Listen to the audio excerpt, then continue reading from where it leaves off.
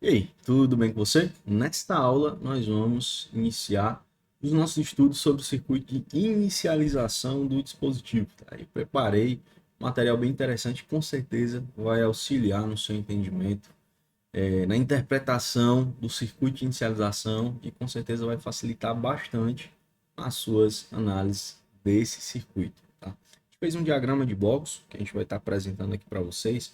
A gente decidiu fazer aí três CPUs A14, A16 e A17, né?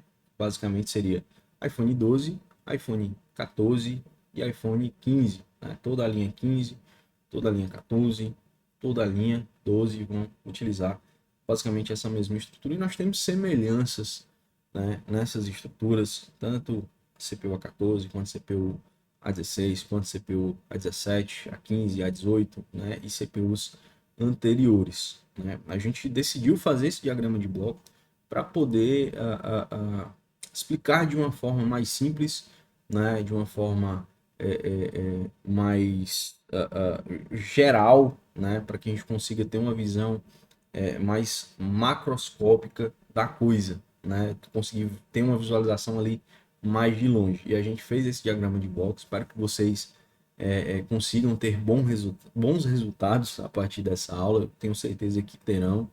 E bora para a aula. Né? Nós temos aqui a representação do circuito de inicialização, certo? Onde nós temos os componentes, né? Os principais componentes que fazem parte desse circuito. Nós temos aqui desde as tensões de entrada, tá? Que são as tensões primárias. Aqui a representação do FPC da bateria, a representação da malha PP bate VCC, inclusive aqui está PP bate BPIC, mas é PP bate VCC.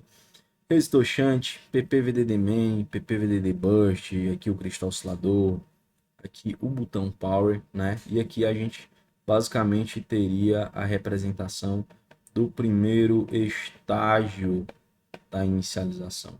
Tá? Aqui seria o primeiro estágio. Primeiro estágio, basicamente, o que é que seria? O primeiro estágio é antes do botão power, é antes de pressionar o power, tá? É antes de tentar iniciar o dispositivo. E a gente precisa ter ali aquelas tensões de arranque, né? O sinal de arranque, a gente precisa ter condições para o dispositivo poder inicializar. E quais condições são essas? O que é que eu preciso ter para que esse dispositivo possa inicializar corretamente? A primeira coisa que eu preciso ter são as alimentações primárias. E nesse caso aqui, nós temos duas. As duas alimentações primárias, né, que eu acredito que basicamente todo mundo já conhece, são PP VDD main e PP VDD burst, certo? A gente pode levar em consideração aqui PP bate VCC, certo? Temos aqui um nome diferente, o PP bate PPIC, mas é PP bate VCC. Porém, o que separa, o que diferencia PP bate VCC de PP VDD main é apenas esse resistor, que é um resistor shunt, certo? Para que serve o resistor shunt? Se nós viermos aqui no FPC da bateria, tá? J1000, nós teremos aqui, ó, a representação do terra, representação da malha positiva. Aqui nós também temos essa representação, terra, aqui a malha positiva, certo? Se nós clicarmos aqui na malha positiva, nós temos PP bate VCC e Yankees, certo? E nós teremos uma conexão com o Yankees, que é o CI de carga. Se nós virarmos aqui a placa, nós não teremos ali uma conexão com outro CI, a não ser aqui, ó, esses dois resistores, certo? Para que serve esses dois resistores? Esses dois resistores, eles estarão conectados aqui, né, em conjunto com esse resistor, que é o resistor shunt, tá? O que seria o resistor shunt? O resistor shunt é um resistor que está em um arranjo, tá, de resistores, e ele é utilizado para medir tensão e corrente. Tá? Aqueles dois resistores que estão conectados na malha, eles estarão conectados, né? Após eles estará conectado o PMU, certo? E Esse resistor shunt, ele está ali porque o PMU precisa ter a informação da corrente e da tensão que está circulando ali pelaquela malha, que seria a PP VDD main, né? De PP bate VCC para PP VDD main. Então o PMU ele recolhe essa informação, ele sabe qual que é a tensão e qual que é a corrente que está circulando pela malha, tá?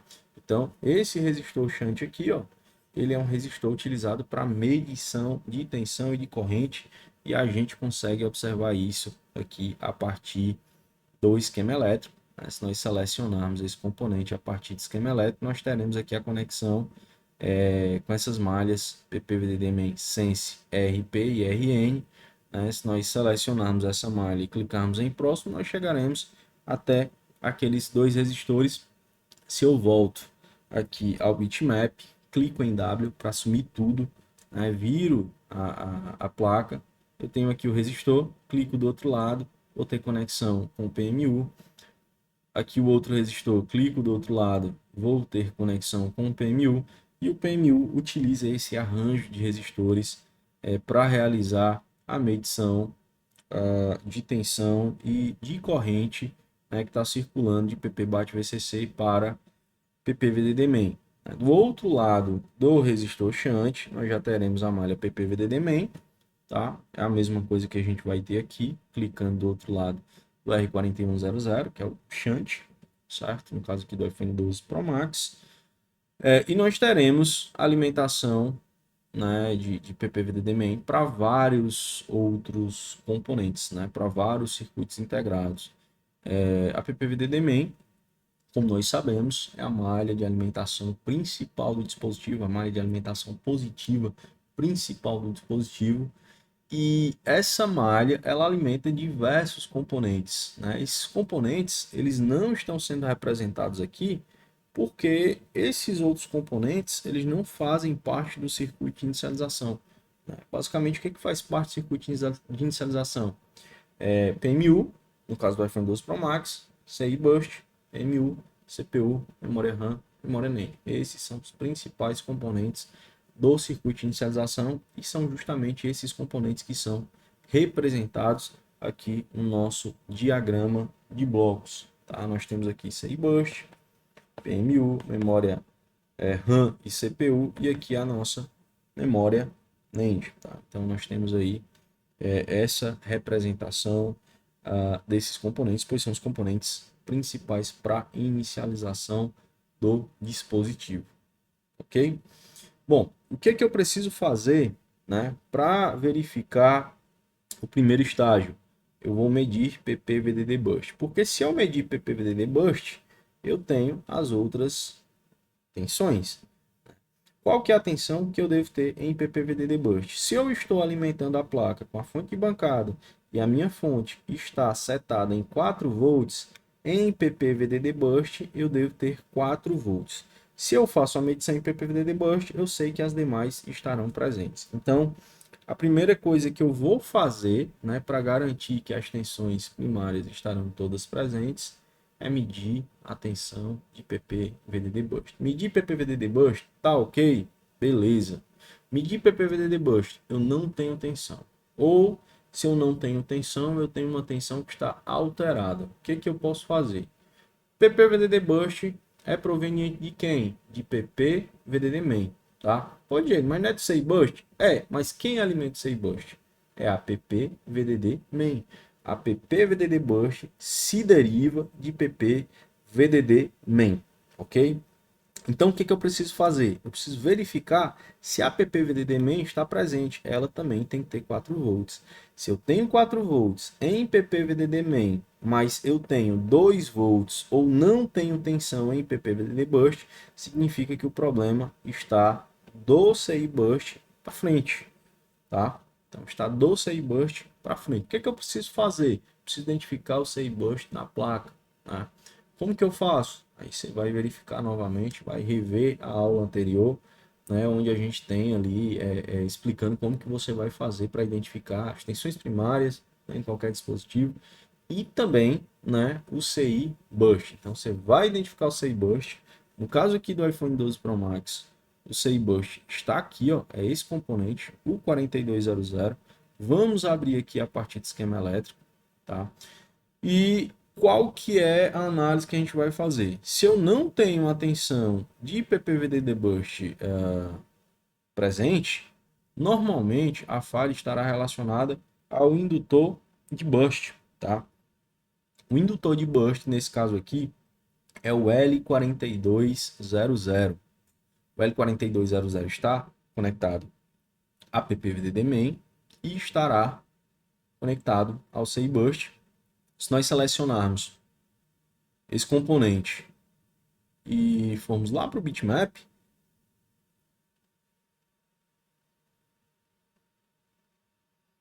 a gente vai ver exatamente essa conexão, tá? De um lado PPVDD main, do outro lado a malha LX Sys Boost, né? Que vai estar conectado aqui ao CI. Se esse indutor falta, nós teremos uma falha de alimentação na malha PPVDD Boost.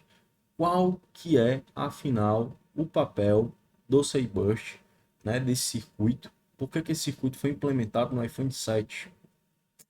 Bom, pessoal, o papel aqui do CI Boost é manter a tensão de PPVDD Boost em pelo menos 3.4 volts, certo? Minha tensão de PPVDD main, ela pode oscilar com a bateria, ela pode chegar a 2.5 volts, mas PPVDD Boost vai ter no mínimo 3.4, inclusive no esquema elétrico nós temos uma observação sobre isso, tá? Aqui na frente nós temos PDD Boost igual a 3.4 quando PPVDD main for menor que 3.4. VDD Burst igual a VDD main quando PPVDD main for maior que 3.4. Ou seja, se eu tiver menos que 3.4 volts na VDD main, na VDD Burst eu terei pelo menos 3.4. Mas se eu tiver mais que 3.4 volts na VDD main, a tensão de VDD Burst será igual a VDD main, certo? Como assim? Se eu tenho 4 volts em VDD main, terei 4 volts em VDD Burst. Se eu tenho 2.5 volts em VDD main, terei 3.4 volts em VDD Burst. Se eu tenho 2.9 volts em VDD main, terei 3.4 volts em VDD Burst. Tá? Se eu tiver 3.4 volts em VDD main, terei 3.4 volts em VDD Burst. Tá? Então, aqui no mínimo, com o dispositivo funcionando, nós teremos que ter 3.4 volts lá em VDD Burst. E por que eu preciso estabilizar essa tensão? Por que eu preciso manter essa tensão continuamente em 3.4 volts? Bom, pessoal, aqui nós alimentamos um bloco específico do PMU, que são os LDO Group, né, que seriam saídas LDO. E essas saídas LDO, elas são saídas que terão uma tensão muito próxima de 3 volts. E daí o que acontece? Imagina se a VDD main ela tem 2.5. Como é que eu vou ter na saída do PMU 3 volts? Não tem como, né? É impossível. A gente tem aqui o PMU como um gerenciador de energia. PMU é Power Management Unit, é o gerenciador de energia. Nesse caso aqui, o PMU ele recebe a tensão de main e de burst e abaixa essa tensão e distribui, tá? Então a CPU ela vai trabalhar com a tensão, a memória NAND ela vai trabalhar com outra tensão, o codec vai trabalhar com outra tensão, então nós precisamos baixar as tensões, ajustar essas tensões para poder alimentar os componentes que necessitam, certo? E a gente tem algumas saídas que possuem, como se pode observar aqui, 3.3 volts, 2.625, 3.0, 3.0, 3.1 volts. E o que acontece é que em algumas situações a PPVDD main, devido à bateria não conseguir estabilizar a tensão a todo momento, a gente acaba tendo algumas quedas de tensão durante a utilização do dispositivo. Inclusive, você pode ali montar um dispositivo, soldar ali fios e conectar um multímetro e utilizar o dispositivo, você vai verificar que há uma grande variação de tensão na PPVDD-main. Existem situações onde a PPVDD-main ela terá tensões abaixo de 3 volts. Então, essa a finalidade da utilização do CI Burst. É garantir que a parte, né, do PMU que precisa ter uma tensão maior, uma tensão estabilizada, uma tensão fixa, seja alimentada corretamente, ok? E basicamente, se eu tenho essas tensões primárias presentes, né, o meu primeiro estágio vai estar ok, né? No meu primeiro estágio da inicialização, além das tensões primárias, eu preciso de ter aqui, ó, sinal, né, do meu cristal oscilador. Meu cristal oscilador funciona como um relógio para o dispositivo. Sem relógio, ele para no tempo, ele não funciona, né? Ele não inicializa. E aí a gente vai ter um cristal oscilador que estará conectado ao PMU do dispositivo. Se nós voltarmos aqui ao esquema elétrico, né, viermos aqui ao bitmap e localizarmos o PMU do dispositivo, nós vamos identificar aqui logo ao lado um cristal oscilador. Nós podemos ter dois tipos de cristal oscilador analógico e um cristal oscilador digital. Cristal oscilador analógico, ele tem essa característica, e o digital, né, nós podemos inclusive vir aqui até o iPhone 12,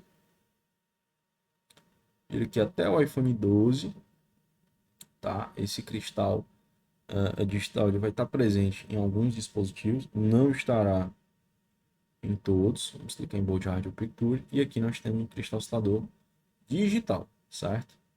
Y3602, aqui no iPhone 12 Pro Max, o cristal oscilador tem o código de identificação Y3600, tá? Então o Y aí está se referindo a um cristal oscilador. Se o cristal oscilador do dispositivo não está funcionando, o dispositivo não vai inicializar de maneira alguma. Como que eu posso realizar esse teste? Utilizando o osciloscópio.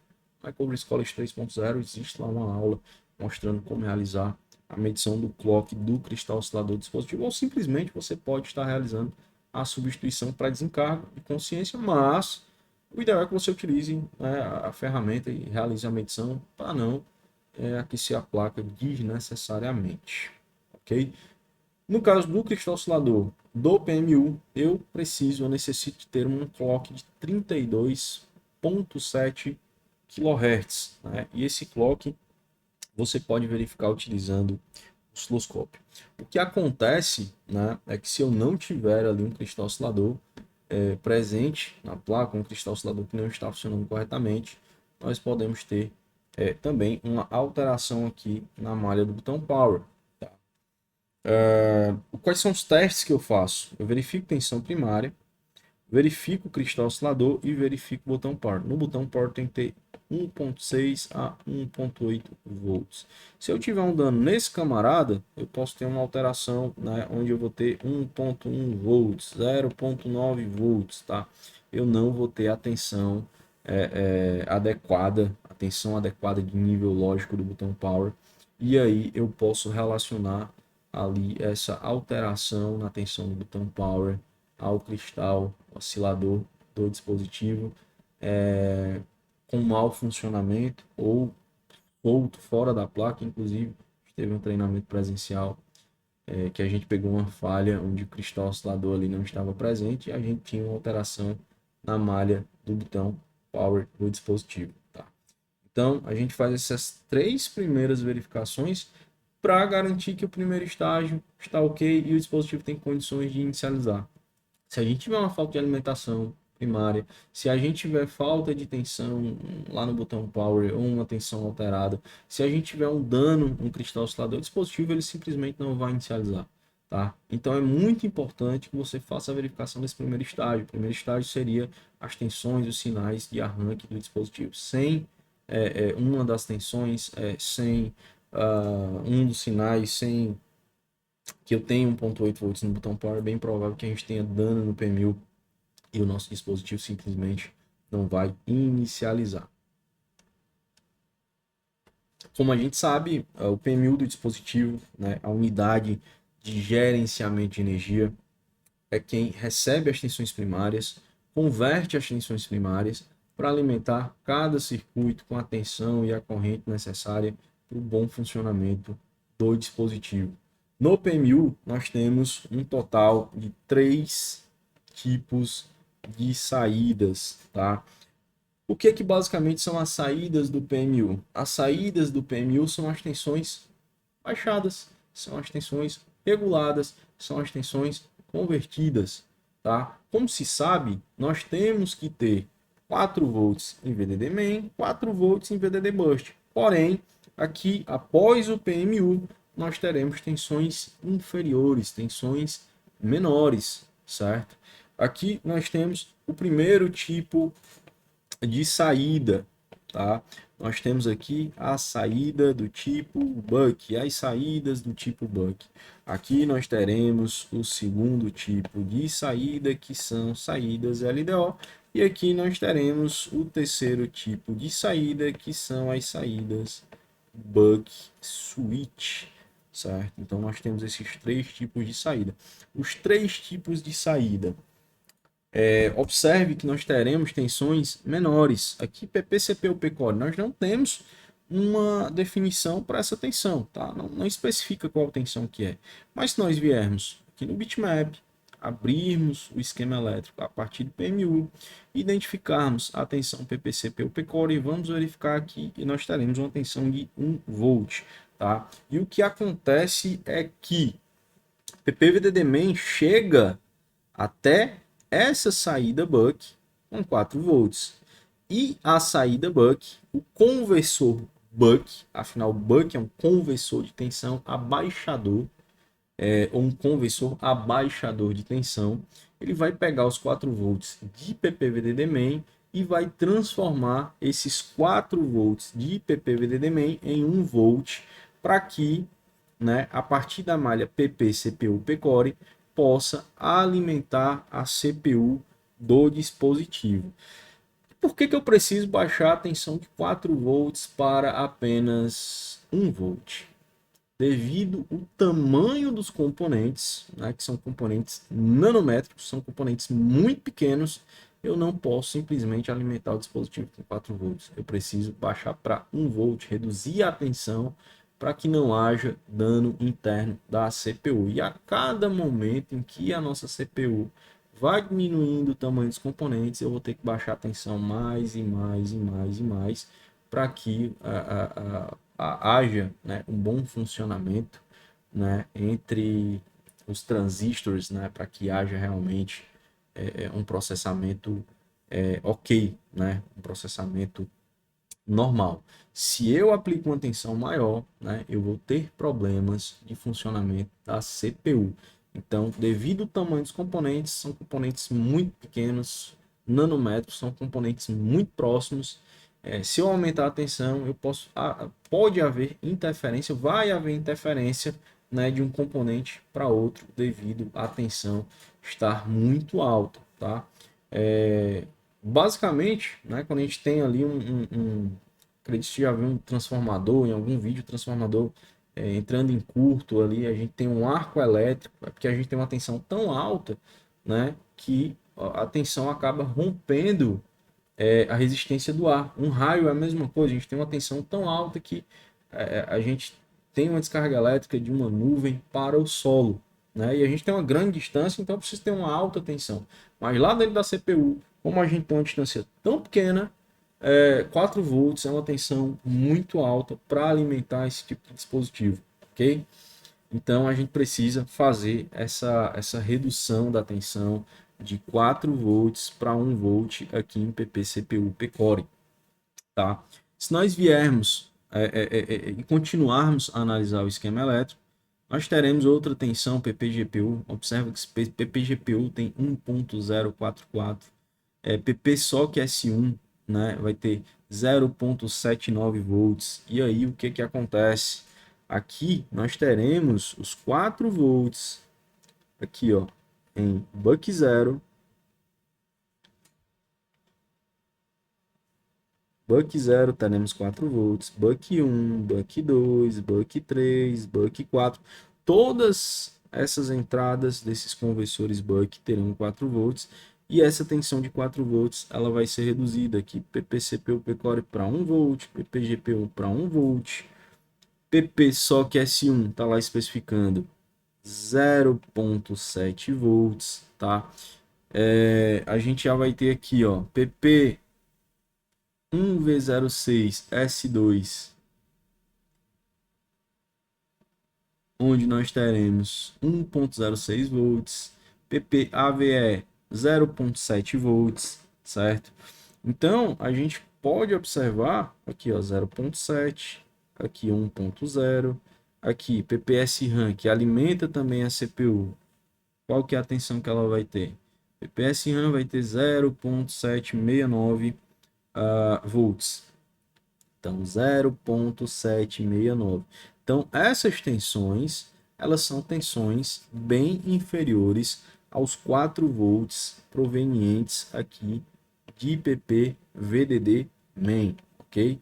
Então, a gente precisa reduzir essas tensões para poder alimentar corretamente a CPU do dispositivo e não só a CPU, como também a memória NAND e outros dispositivos. Tá? Como eu falei, nós temos 3 tipos de saídas do PMU, são 3 tipos de tensões reguladas, né, que vão sair do PMU e vão alimentar outros dispositivos, CPU, codec, NAND, PMU de câmera e afins, né, de acordo com cada arquitetura de cada dispositivo. O que é que diferencia uma saída para outra, um tipo de saída regulada para outra? Tá? Nós temos aí esses 3 tipos. O primeiro tipo são as saídas do tipo buck, tá? Inclusive nós temos aqui, ó, buck 0, buck 1, buck 2, buck 3, 4, 5, 6 até buck 13, tá? O buck, né, é um conversor abaixador de tensão. Ele pega a tensão e baixa a tensão. Mas aqui nós temos essa saída LDO. Nós temos aqui LDO Group. Nós temos aqui PP1V8 Always, PP1V5 VLDO Int, PP1V2 SOC, PP1V2 Toad. São tensões que também são baixas. Por que eu tenho uma saída que é buck e por que eu tenho uma saída que é LDO? Saídas buck são saídas de alta potência, né? São saídas que normalmente possuem correntes muito altas. Então, tem uma tensão baixa, mas tem uma corrente muito alta. Já as saídas LDO tem uma tensão média ou baixa, mas tem uma corrente muito baixa. Não é necessário ter altas correntes, né, em dispositivos que são alimentados pelas saídas LDO. Essa é a principal diferença de uma saída buck para uma saída LDO. E a buck switch? A buck switch daqui a pouco a gente vai falar sobre as buck switch, mas por enquanto vamos falar sobre as saídas buck e as saídas LDO. Nós temos basicamente 2 tipos de saídas buck. Nós temos saídas buck convencionais, onde nós temos apenas um único indutor, e nós temos saídas buck, que são saídas que nós chamamos de buck multifase. Nós temos 2, 3, 5 ou até mesmo mais indutores. Por que que a gente tem essa diferença de uma saída para outra? Por que que uma saída tem 4 indutores, outra tem 3, outra tem 2 e outra tem apenas um único indutor? O que que diferencia? Né? A gente tem uma saída que tem mais indutores, outra saída que tem menos indutores. É simplesmente a corrente, né, que cada saída dessa precisa fornecer para o circuito que está sendo alimentado, para o CI, né, que está sendo alimentado por ela. Nesse caso aqui, quando a gente fala de saídas buck, nós estamos falando de saídas que vão alimentar a CPU. A grande maioria das saídas buck irão alimentar a CPU do dispositivo. E na CPU do dispositivo, a gente precisa de uma tensão baixa, mais uma corrente alta. Tá? Se nós viermos aqui estudarmos o esquema elétrico, nós vamos ver que aqui, por exemplo, em buck 0, nós temos essa saída PP-CPU P-Core e nós temos uma observação que nós podemos ter até 13.8 A.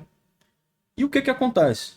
Imagina aí, passando 13.8 A por um indutor, aquele indutorzinho pequenininho ali, né? Frágil, ele não vai aguentar. Então, para que eu tenha os 13,8 A na saída PP CPU P-Core, eu preciso que essa corrente ela se distribua por esses indutores, né? Uma saída buck, o que é que nós teremos? Aqui o módulo de chaveamento, certo? Interno dentro do PMU. Nós precisamos de um indutor e nós teremos capacitores também que estarão fazendo filtragem, capacitores na configuração de desacoplamento, ok? No caso aqui da malha PPCP ou P-Core, nós temos um buck multifase, onde nós temos 1, 2, 3, 4, 5 saídas buck que vão se unir para poder gerar ali PPCPU P-Core. Por que nós temos mais 5? Porque são 13,8 A. E não tem como 13,8 A passar unicamente por um indutor. Então vamos lá, pessoal. Se a gente for analisar aqui o esquema elétrico, a gente vai ver que buck 0 tem 13,8 A no máximo. PPGPU tem 10 A no máximo. Porém, nós teremos apenas 3 indutores. Já buck 2, 4,2 A no máximo, porém apenas 2 indutores. E buck 3, que seria PP1V8S4, vai ter apenas um único indutor.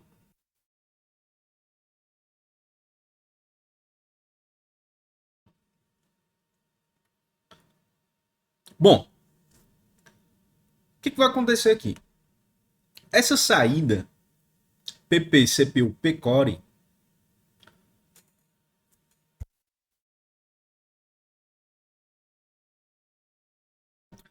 ela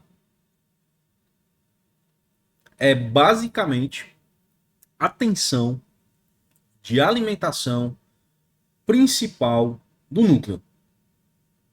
Por isso que nós temos P-Core.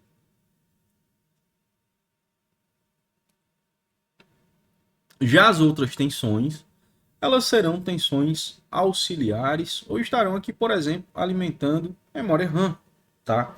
Mas essa tensão PPCPU P-Core é uma tensão de alimentação principal do núcleo, né, da CPU. E por isso, né, por ser uma alimentação principal, nós teremos uma corrente muito alta, né, de 13,8 A no máximo, ok?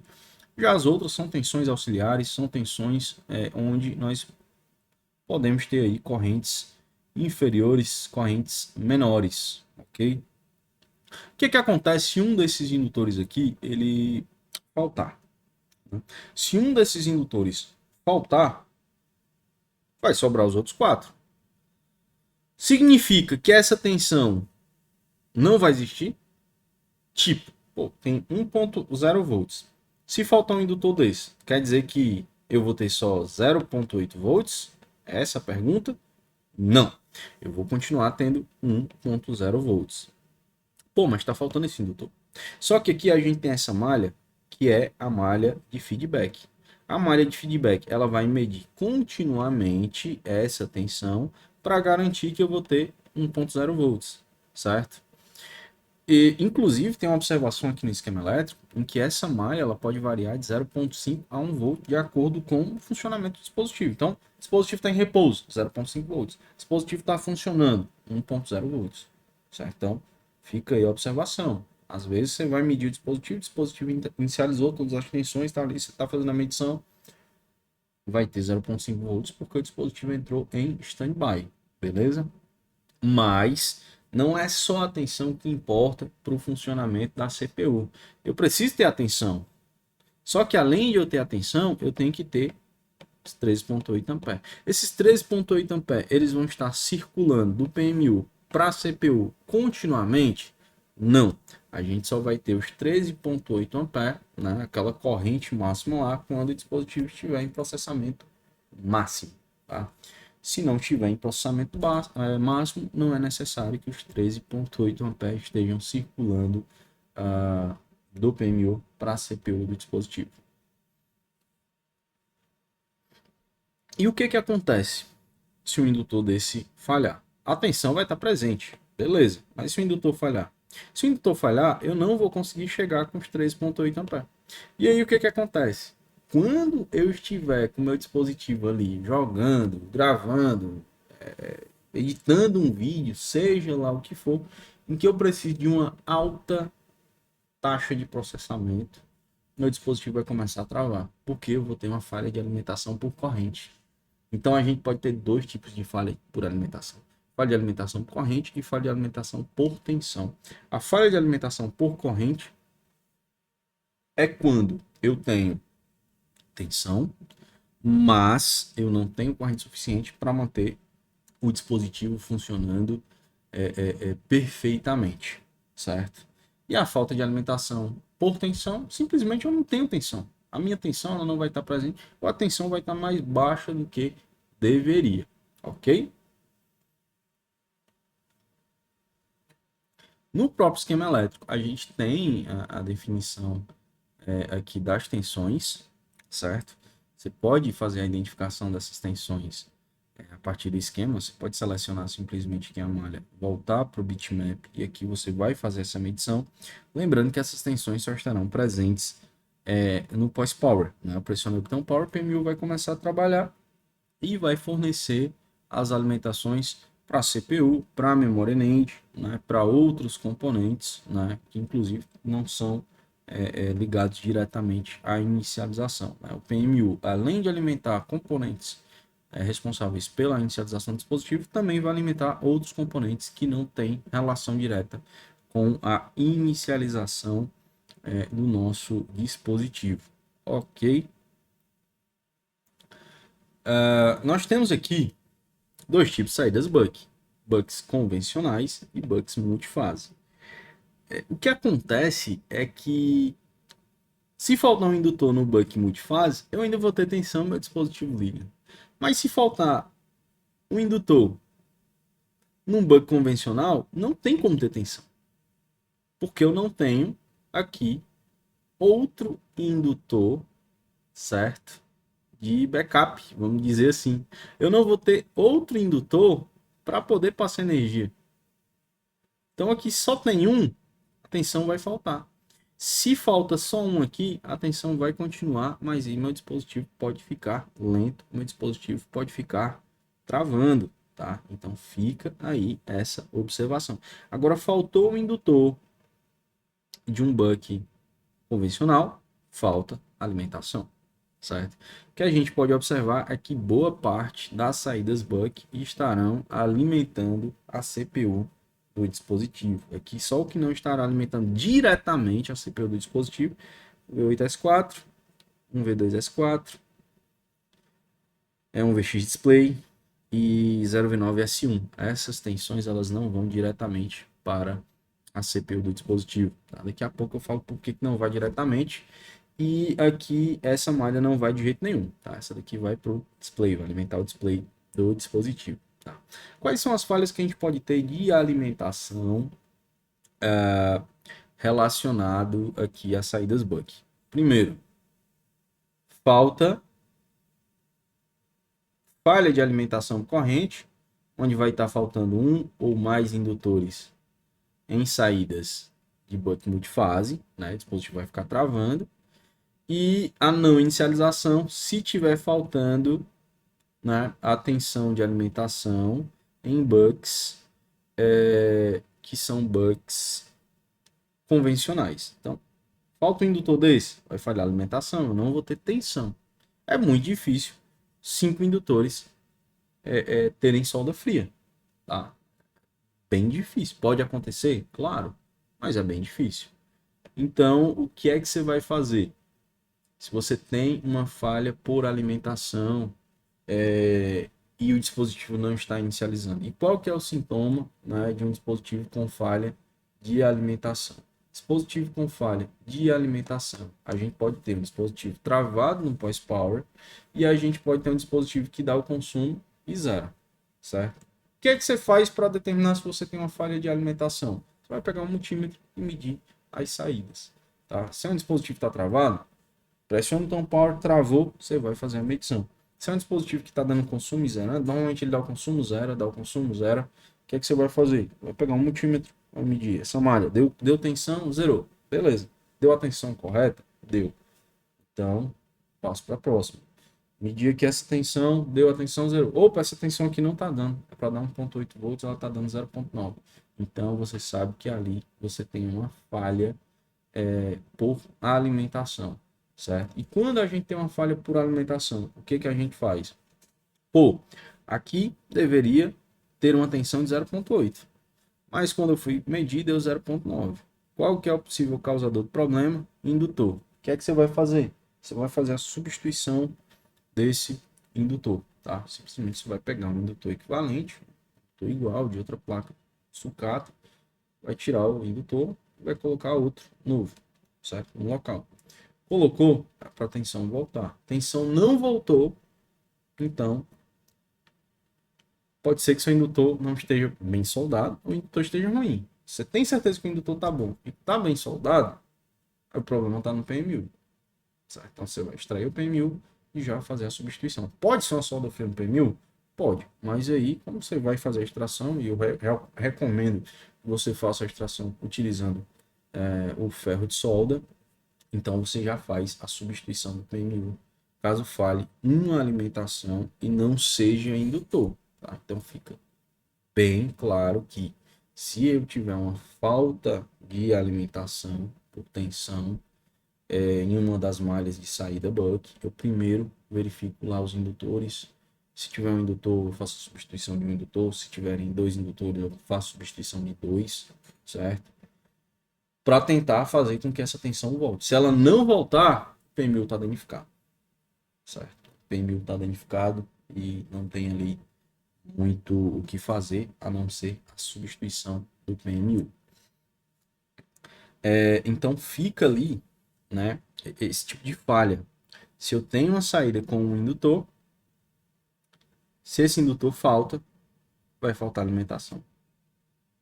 Ou a minha alimentação ela vai dar menor do que deveria. Né? Normalmente vai ser a metade, se é 1,8. Se esse indutor aqui falhar, aqui eu vou ter 0,9 volts. Né? E normalmente o meu dispositivo não vai inicializar. Os sintomas que eu posso ter é um dispositivo que vai travar no consumo, certo? E um dispositivo que pode dar o consumo e zerar.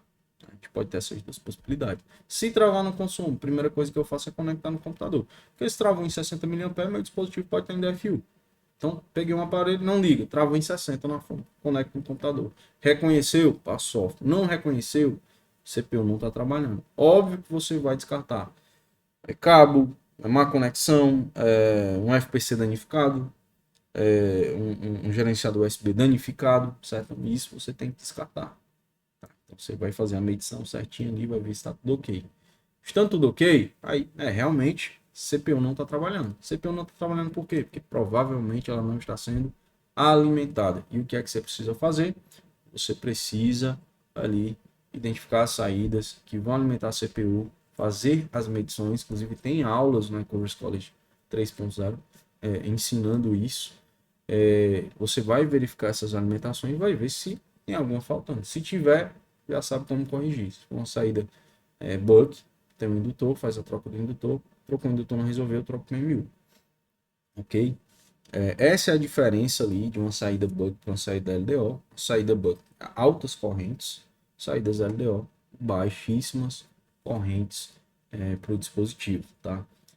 A CPU do dispositivo tanto é alimentada por saídas do tipo buck, quanto também é alimentada por saídas do tipo LDO, tá? Então a CPU ela não é alimentada somente por buck, é alimentada por buck e alimentada por LDO, beleza? Aqui embaixo nós teremos as saídas LDO, tá? E nós teremos aqui também tensão de VDD main alimentando os grupos aqui de LDO. Nós temos grupo 1, grupo 2, grupo 3. Aqui no grupo 4 e 5, a gente observa que PPVDD Boost também vai alimentar. Então, PPVDD Boost alimenta as LDOs que possuem tensões próximas de 3 volts. A gente já explicou por quê. Essa PPVAR Eiger, ela vai ter ali uma variação e eu posso ter ali aproximadamente 3 volts. Então, por isso que a gente tem essa ramificaçãozinha aqui de PPVDD Boost, certo? E as outras tensões, elas serão alimentadas por a PPVDD main. Se faltar PPVDD boost, o que é que vai acontecer? Qual que é a característica que a gente vai ter? Pressiono o botão power e o meu dispositivo trava em aproximadamente 60 mA. Não reconhece no computador. Pode ser VDD boost, com certeza. E para eu saber se é ou não, você vai medir ela. Se mediu, deu alterado, vai fazer o que a gente ensinou agora há pouco. Né? Verifica o indutor, verifica o C-burst. Aí você tem que estabilizar ela. Tem atenção, mas trava em 60 mA, não reconhece, vai medir as saídas buck, certo? E você vai seguir sempre essa sequência. Então, a malha PPVD do Burst, ela é extremamente fundamental para a inicialização do dispositivo. Outra situação é que eu posso ter é de eu pressionar o botão power e não consome zero rapidamente. Por isso que eu vou ter que medir basicamente vários pontos. Eu tenho esse sintoma de corrente, eu vou medir só isso daqui. Não, você tem que medir vários pontos para você poder determinar quem está falhando. Né? Pode ser uma saída buck, pode ser PPVD de Burst, pode ser uma saída L não em curto. Né? Então a gente tem várias situações onde a gente pode ter o mesmo sintoma, ok? E aqui a gente tem essas saídas LDO. Saídas LDO, como eu falei, são saídas que baixam a tensão. Aqui a gente tem 4 volts de entrada nessa LDO e 1.8 volts na saída. Então, são saídas reguladas, são saídas que serão rebaixadas para poder alimentar o circuito que necessita, né, desse tipo de alimentação. Aqui nós temos malhas que vão alimentar a memória NAND do dispositivo, que é onde fica a firmware, tá? A firmware do componente, o bootloader do componente, tá? Do componente não, do dispositivo, né? A firmware do dispositivo e o bootloader do dispositivo fica aqui na memória NAND. E o PMU também alimenta a memória NAND, ok? Aqui por meio das saídas LDO e buck switch. O que é uma saída buck switch? Você pode observar que aqui, ó, a gente tem uns pontinhos que não vão para a CPU, certo? Essa saída buck aqui, ó, PP1V8S4, ela sai do PMU, ela alimenta outros componentes, mas ela sai do PMU aqui, ó, e ela retorna. Por que é buck switch? Porque é uma saída buck chaveada. E aí a gente tem, ó, buck 3 switches. E aí a gente tem PP1V8 S2, PP1V8 I/O, PP1V8 touch. Se faltar PP1V8 S4, vai faltar PP1V8 S2. PP1V8 S2 alimenta a CPU. Se faltar PP1V8 S2, minha CPU não vai inicializar corretamente. Tá? Então, PP1V8 S4 não alimenta a CPU diretamente, mas ela alimenta indiretamente a partir de buck switch, certo? Então, se a gente tiver uma falha em PP1V8S4, mesmo alimentando diretamente a CPU, a gente vai ter uma falha de inicialização, certo? E uma situação bem interessante que eu vou falar para vocês é que se a gente tiver aqui um curto nessa malha, tá? Aterrou. Eu tenho um curto aqui em PP1V8S2. Quando eu ligar o dispositivo, né, eu posso jogar um álcool e ir com o dedo, com a câmera térmica, esse indutor aqui ele vai aquecer. Por que ele vai aquecer?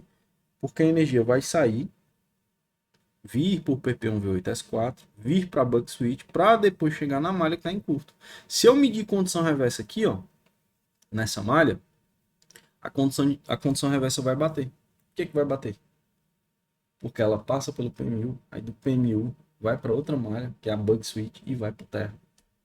Então, quando você pegar um indutor aquecendo, você vai medir condição reversa. Ó, tá aquecendo esse indutor. Ó, eu vou medir condição reversa ali na linha dele. Olha, não, realmente aqui não tá em curto. Aí você vai ver que é uma buck switch. Vai ter a saída, ela vai retornar para PMU e depois vai sair com outro nome. Aí, nessas saídas, você vai realizar a medição, certo?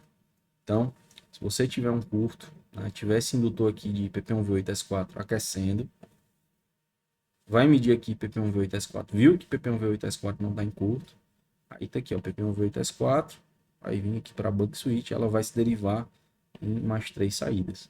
PP1V8S2, PP1V8I/O, PP1V8S2.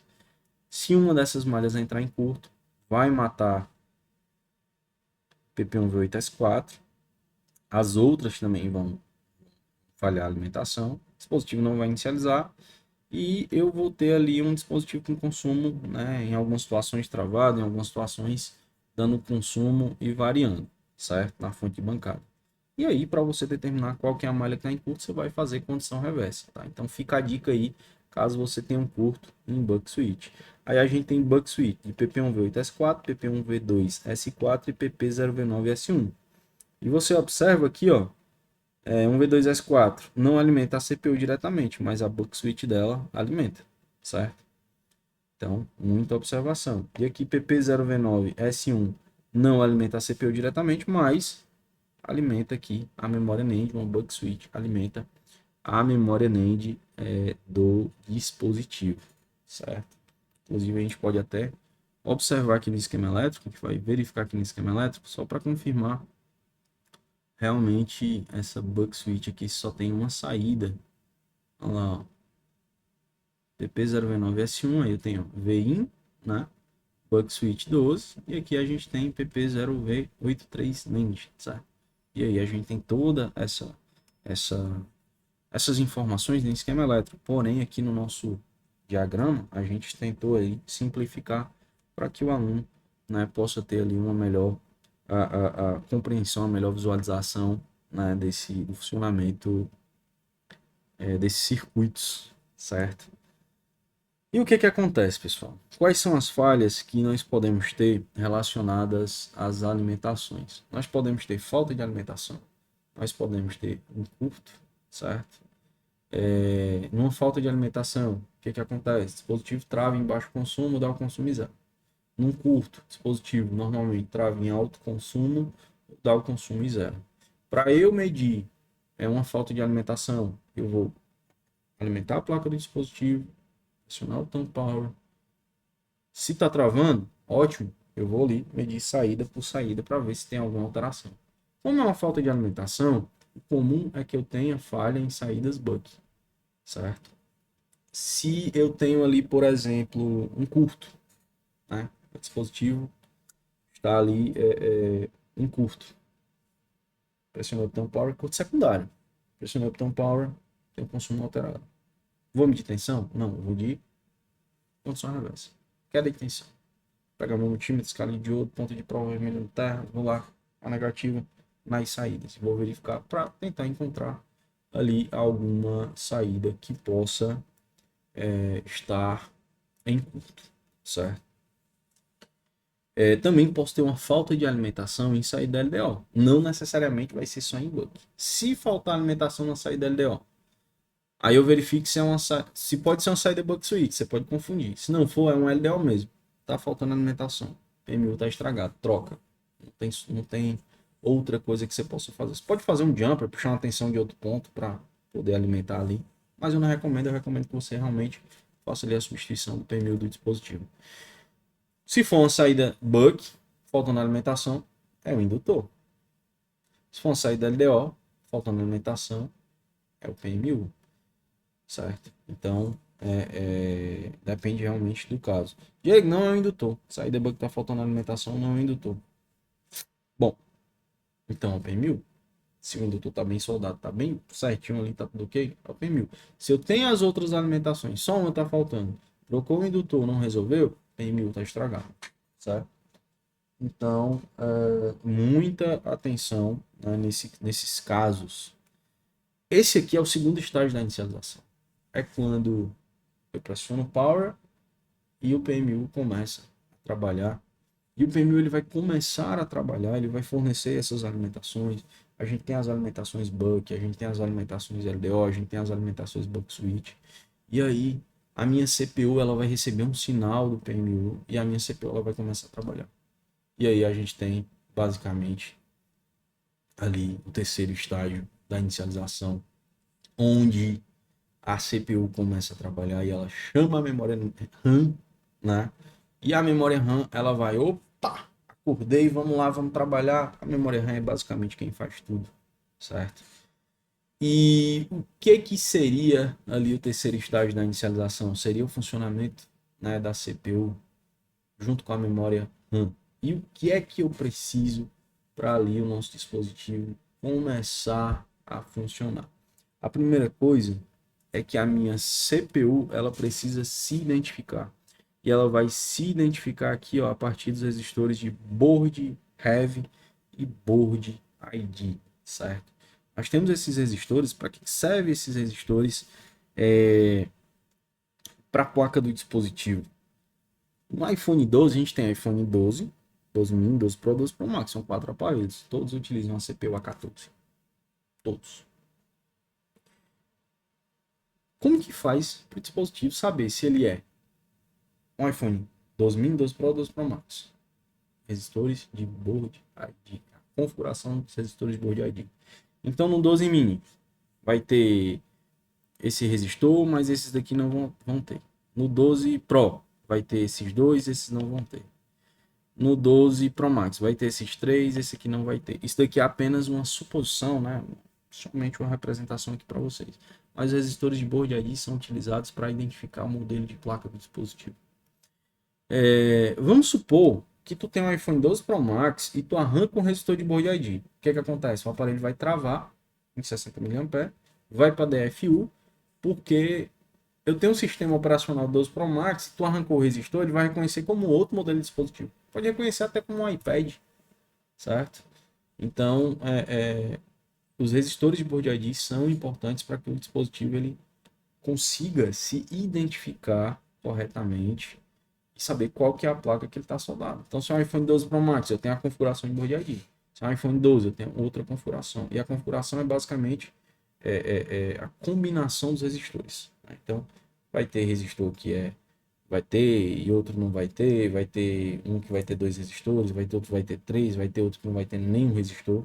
Então, o que define o modelo da placa do dispositivo são os resistores de board ID. E além dos resistores de board ID, nós temos resistores de board heavy, né? Aqui board ID e aqui board heavy, tá? Os resistores de board heavy são resistores utilizados para identificar a versão da placa. Então, a gente tem um protótipo, pré-protótipo, versão comercial e afins. Então, esses resistores aí são resistores que vão identificar a versão da placa. Vou dar um exemplo aqui para vocês de um iPhone 14 Pro para 14 Pro Max. Aqui a gente tem, ó, 14 Pro, tá? Tá 14 Pro aqui selecionado. E aqui no iPhone 14 Pro, a gente tem esse resistorzinho aqui, ó.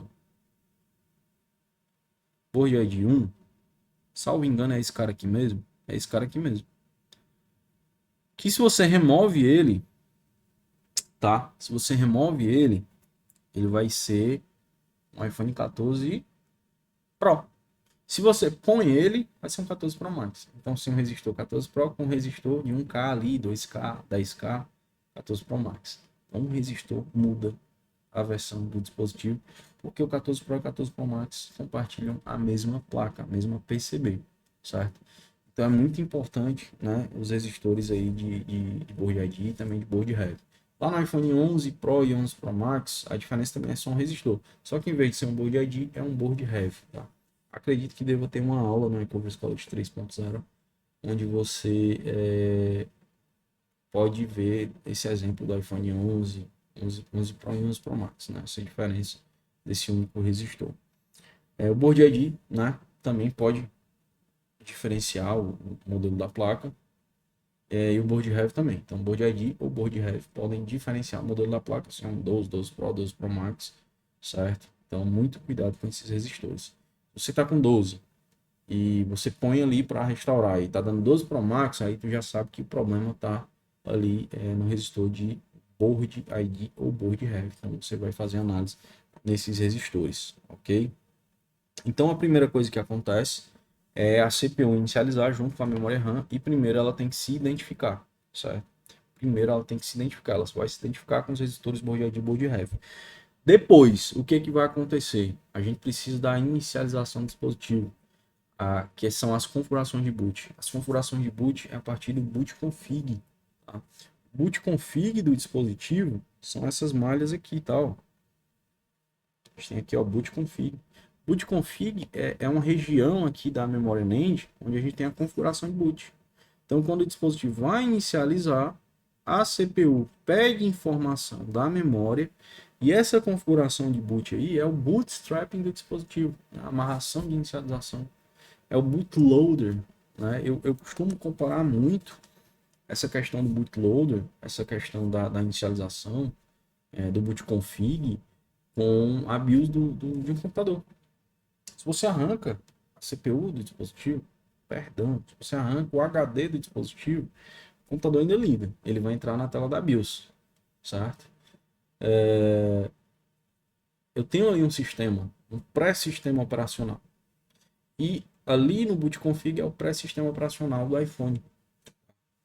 Se eu tiver uma falha no pré-sistema operacional, o dispositivo não vai ligar. Se eu arrancar a BIOS no computador, o dispositivo não vai ligar. Então o iPhone ele tem uma BIOS, né? Que é justamente dentro da memória NAND e essa BIOS ali é conectada com a CPU a partir de boot config, certo? E daí o que que acontece? Quais falhas a gente pode ter em boot config? O dispositivo ele vai travar em DFU, porque não vai inicializar, como se não tivesse sistema. Se tu arranca a memória NAND, o dispositivo, ele vai travar em DFU, né? Você vai tentar ligar o dispositivo, ele vai travar em 60 mA, trava em DFU e você vai conectar no computador. Reconheceu, tu vai tentar passar software. E ele vai passar o software todinho. Por que ele vai passar o software? Ele vai passar o software porque o software é instalado aqui por meio das malhas PCIe. E aí o software vai passar totalmente. Porém, quando ele terminar de passar software, que ele vai inicializar, ele não inicializa. Por quê? Porque antes da comunicação PCIe, a gente tem aqui boot config, certo? E o boot config é fundamental para a inicialização do dispositivo. Então, se tu pega um aparelho que está em DFU, tu passa software, ele volta para DFU, falha de boot config. Pode ser um solda frio na CPU, pode ser um solda frio na memória NAND, pode ser ali uma malha, uma falta de um resistor, certo? Então, travado DFU, passou software, passou totalmente, voltou para DFU, falha de boot config. Beleza? Depois do boot config, a gente tem aí a comunicação PCIe entre a CPU e a memória NAND, certo? E é por aqui que vai passar, né, o iOS, né, que é o sistema operacional. Então, o boot config seria o pré-sistema operacional e o iOS vai ser o sistema realmente onde a gente vai ter a transferência de dados, onde a gente vai ter ali a firmware de fato do dispositivo. Então, tudo isso vai ficar, vai haver essa transmissão por meio ali das malhas PCIe, né? PCI Express do dispositivo, beleza? Então todo esse envio, esse recebimento de informação é por meio das malhas PCIe. E aqui nós também temos outras malhas, né, que estão relacionadas à inicialização do dispositivo, que basicamente são malhas de controle entre a CPU e a memória NAND. E aqui nós temos algumas malhas de referência, certo? E as alimentações da memória NAND. Óbvio que se a memória NAND não estiver funcionando corretamente, meu dispositivo não vai inicializar. Se tiver faltando uma alimentação, se tiver uma malha dessa daqui aberta, se tiver uma malha dessa em curso, a gente vai ter falha de alimentação, certo? E aqui nós também temos, né, um dispositivo que é criptografado, que é PRONCEP, né, onde a gente tem as chaves de criptografia do dispositivo, algumas informações que não podem ser substituídas. E obviamente a PRONCEP ela é fundamental para a inicialização do dispositivo. Caso a gente tenha falha, né, PRONCEP, a gente acaba tendo um dispositivo que vai estar em looping. Se eu tentar passar software, não vai passar software, vai dar erro, normalmente ali em 20%. Tá? Se já foi trocado aí para um CEP, ele vai dar erro lá em 90 e poucos por cento, né? 57%. Depende muito da versão do sistema operacional, tá? Mas a EPRONCEP ela também faz parte do nosso circuito de inicialização. E o que eu vou mostrar para vocês aqui, a gente tem uma aula toda sobre o iPhone 12 Pro Max. Só que se a gente vier no iPhone 14 Pro Max, a gente vai ter basicamente a mesma estrutura. A única diferença que a gente vai ter aqui no iPhone 14 Pro Max, pessoal, é que se a gente vier, vamos abrir aqui o esquema do iPhone 14 Pro Max, tá? Eu já tenho um esquema aqui aberto na JC, vamos ficar aqui pela JC mesmo. Temos aqui, ó, PP bate VCC BPIC, né? Vai vir para esse componente, o 4200. Se o 4200, ele é basicamente o Big Burst que está sendo representado aqui no iPad.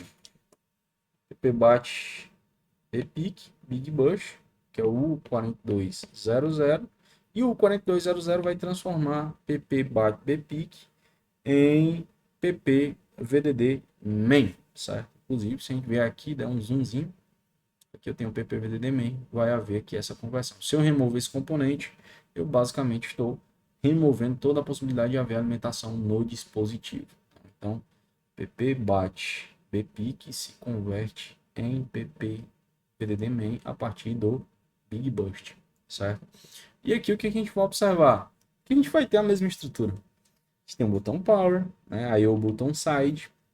Nós teremos aqui, ó, PPVDD main, que vai estar alimentando saídas Buck, CI Burst. Nós teremos o nosso cristal oscilador. Nós teremos as Buck Switch, tá? O que pode mudar aqui, pessoal, é o nome de malha, tá? Ó, tem um V1, VDD 2H DDR. É diferente, né? O nome da malha. PPCP Core continua o mesmo nome. CPU Core. Basicamente a gente vai continuar ali com os mesmos nomes, certo? As malhas aqui também, LDO, a gente vai ter uma diferença, né, no nome dessas malhas, certo? Mas a estrutura aqui, ó, vai ser basicamente a mesma. Olha só, as Bug Switch, a gente tem a mesma estrutura, tá? A minha memória NAND, para vocês terem uma noção, no iPhone 14 Pro Max é BGA 315. Lá no iPhone 12 é BGA 111. Só que as malhas são as mesmas. Tanto no iPhone 12, no 13, no 14, no 15, no 16, as malhas são as mesmas. A gente tem as mesmas conexões, certo? Então, a gente não tem uma diferença de estrutura. E é isso que eu queria mostrar, né? Uma diferença que a gente tem, que é bem interessante, é que lá no iPhone 12, a gente tem PP1V8 Always. Essa tensão PP1V8 Always é uma tensão que vai estar presente constantemente. E PP1V5 Always, ela não existe lá no iPhone 12, certo? A gente tem essa diferença. Essa tensão aqui de PP1V8 Always normalmente alimenta aqui, ó, né, o nosso cristal oscilador. Inclusive, a gente pode vir aqui no esquema elétrico, né, e lá no iPhone 12 digitar Always, e a gente só vai ter PP1V8 Always. Aí a gente vai ter, ó, PP1V8 Always, tá? Um resistor. Clico aqui, ó, GPIO from PMU Charge Bus Detect, certo? A gente tem uma conexão, inclusive, ó, com o C de carregamento, porém, basicamente só isso, tá? A gente não vai ter outra conexão, não, tá? Que a gente vai ter um resistorzinho, se eu não me engano, esse resistor ele nem está presente na placa, que vai para o botão side, né? Basicamente a PP1V8 Always é uma tensão ali de nível lógico para preparar o PMU, né, para inicialização quando eu pressiono o botão Power. Por isso que essa tensão vai lá pro botão Power, tá? Mas salvo engano, aquele resistor ele não está presente na placa, o resistor NC. Mas internamente a gente tem as conexões que ligam o cristal oscilador, que ligam o botão Power a PP1V8 Always, certo? Então a gente vai ter a mesma estrutura.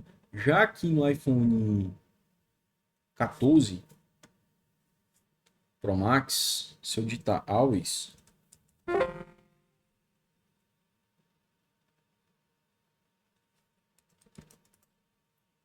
nós teremos PP1V5 Always, olha lá, certo? E a gente vai ter uma tensão que não está mostrando o PP1V8 Always, vamos ver aqui, ó. Vai ser um nomezinho diferente, por isso que não está mostrando.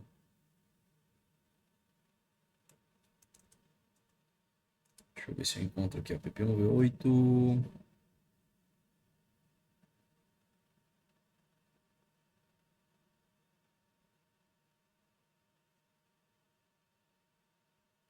procurar a partir do esquema elétrico. Acaba sendo melhor a partir do esquema elétrico.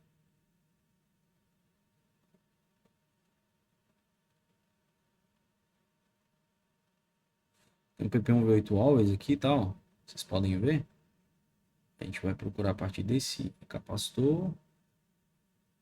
C3590. Espera aí que eu selecionei errado. Selecionei errado? Não. J6. J6, J7. Aqui tá PP3V0 Grimaldi. É bem provável que aqui a gente tem um erro, tá? No nosso... Tanto que aqui é VDD main, tá? Ó. Mas a gente também tem VDD boost.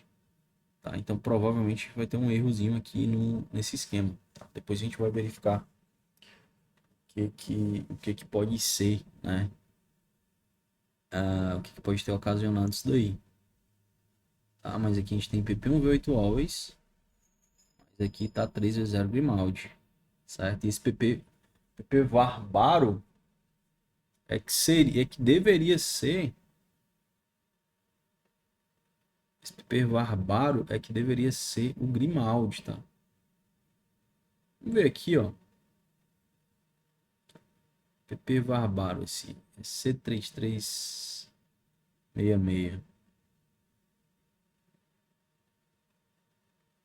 Então, provavelmente a gente tem um erro, né? A gente tem um erro aí entre o esquema elétrico e o bitmap do dispositivo. Infelizmente, a gente pode ter esse tipo de situação tanto nas EXW, quanto na JC, quanto na Wuxing, quanto em outra ferramenta, tá? Então, não necessariamente a ferramenta que te dá as informações vão ser as informações totalmente corretas, tá?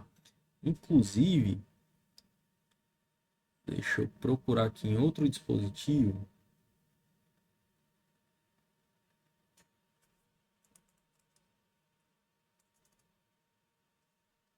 Olha só, no iPhone 15,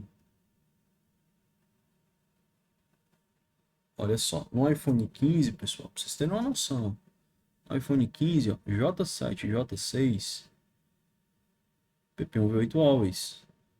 E eu tenho tanto o PP1V8 Always quanto o PP1V5 Always. Olha lá um V5 Always. E aqui um V8 Always. J6 e J7. Já aqui no 14 Pro Max, J6 e J7, inclusive a mesma localização,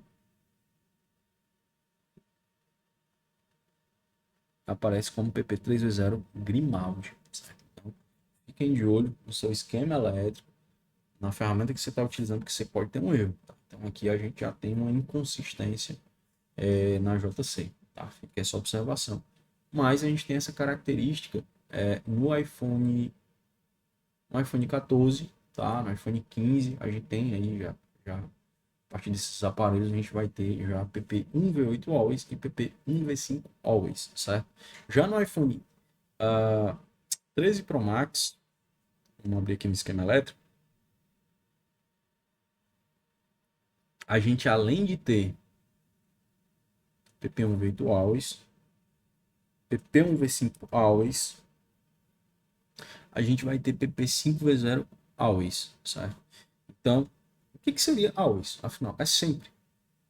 Eu conecto o dispositivo na bateria, eu sempre vou ter aquela tensão. Eu sempre vou ter PP1V8 Always, eu sempre vou ter PP5V0 Always e PP1V5 Always, certo? Então, sempre a gente vai ter ali essas alimentações presentes na placa, beleza? O que acontece? Se eu tiver um curto em uma dessas alimentações, Always, o que vai me acontecer, cara? Assim que eu conecto o dispositivo na fonte, eu já vou ter consumo. Eu já vou ter um consumo primário e uma saída secundária, certo? Então, mesmo que o pneu aqueça, né, conectando a fonte de bancada, a falha não necessariamente vai estar no pneu. A gente sempre fala o quê? Pneu não pode aquecer antes do power. Se aquecer é o pneu. Só que se eu tiver um curto em uma dessas malhas, Always, PMU vai aquecer, eu vou ter um aquecimento, eu vou ter uma interação de corrente e eu vou ter ali um foco de aquecimento do PMU. Só que o problema não é o PMU, o problema são essas tensões always que estarão sempre presentes. E mesmo sendo saídas do PMU, elas não são tensões primárias, são tensões secundárias, são tensões que estarão após o PMU do dispositivo, beleza? A gente tem aqui mais a CPU A17 e o que se pode ver é que nós teremos exatamente a mesma estrutura, tá? As mesmas conexões. O que vai mudar são os nomes das malhas, certo? Como se pode observar, os nomes das malhas vão mudar ali um pouco, mas o Big Burst, o CI Burst, toda a arquitetura, toda a estrutura, ela vai se manter basicamente que idêntica, né, de um dispositivo para outro. Óbvio que a gente tem ali uma mudança de tecnologia, nós temos ali uma mudança no nome, nós temos uma mudança na CPU do dispositivo, mas ambos vão ter a mesma estrutura. Justamente por isso que a gente puxou ali o iPhone 12 para trazer a aula para vocês, né? Não puxar ali do iPhone 13, o iPhone 15, o iPhone 16 já, mas trazer ali um iPhone 12 para mostrar que a gente tem uma estrutura que é muito parecida, seja no iPhone 11, seja no iPhone 12, no 15, no 16. Tá óbvio que a gente tem uma mudança de técnica de soldagem, mas a análise ela permanece praticamente a mesma, tá? A gente também disponibiliza aqui para vocês no Classroom os materiais de apoio, tá? Aqui nós temos alimentações Buck, né? No caso do iPhone 13, a gente tem uma pastazinha aqui onde a gente tem 13 alimentações Buck, 13 Pro Buck, 13 Pro LDO, 13 Pro Max Buck, LDO. Então, todos esses arquivos aqui, ó. Inclusive, a gente tem aqui até o iPhone 16 Pro Max, tá? Saídas Buck. E nós teremos saídas LDO. Ok? Então, todo o mapeamento, né? Onde que está ali o cristal oscilador, certo? Acho que aqui o cristal oscilador ele vai estar, no caso do iPhone 16, aqui, ó. Onde está o cristal oscilador? A frequência, certo? Eu acredito que eu vou ter aqui também as malhas primárias, ó, VDD main,